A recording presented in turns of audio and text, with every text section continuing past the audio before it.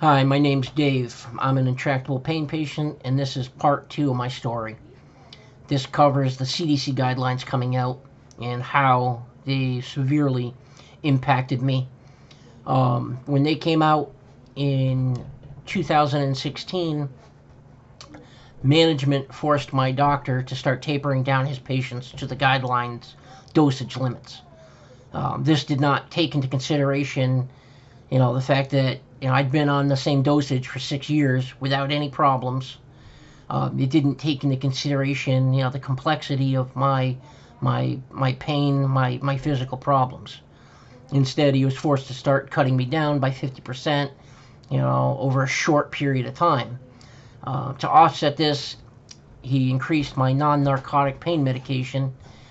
And what we didn't know is that one of the side effects of it is that over time it can cause you to become more susceptible to developing pneumonia.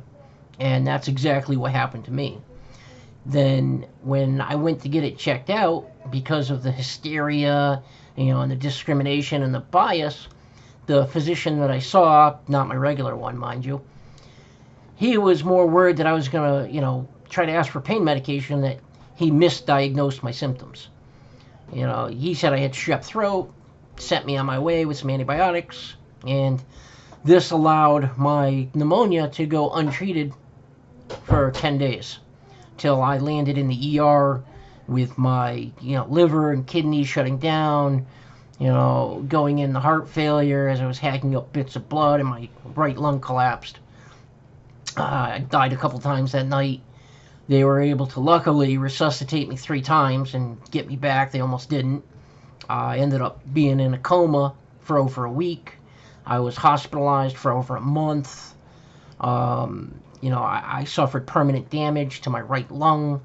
I lost over 3 years worth of large chunks of my memory. I developed short-term memory loss, along with PTSD from going through ICU psychosis, dementia. This made my sciatica severely worse, along with my back problems, as it took me nearly 6 months to relearn how to walk, and hobble with a cane, which is still difficult to this day. As my back problems, everything became worse because of this. You'd think after this that they would have put my pain medication back to where it had been prior, but no. My doctor still had to jump through hoops for the next 18 months. Various testing and stuff done before he was able to put my medication back. Luckily, during this time, we found a specialist who figured out what was going on with my hands and my feet.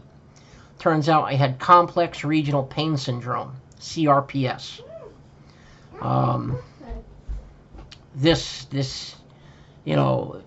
Getting my pain medication put back made all the difference in the world, because during those 18 months, I was in agony all the time at the lower dosage. I couldn't do anything. My little one there, she was only 1 year old at the time, and from, literally 1 to 2, I could do next to nothing with her.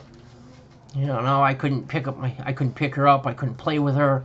I really was, extremely limited in what I could do at that lower dosage, in agony all the time.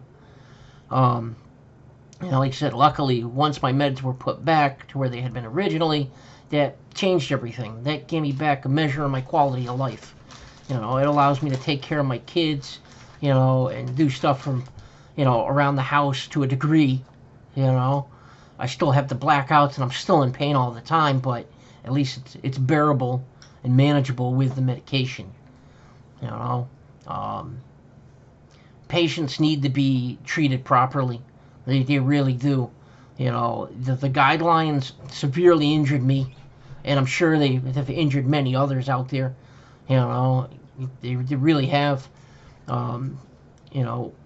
Doctors should be allowed to use their best judgment when it comes to treating patients that have incurable, intractable and chronic pain conditions that are complex.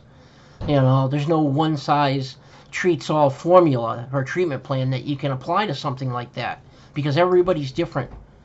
You know, everybody reacts to medication in different ways. They don't all react the same way to the same medication. What works for me might not work for you, and what works for you might not work for me. You know, the government needs to get out of the doctor's office. You know, they need to allow our doctors to treat us as they should. Thank you.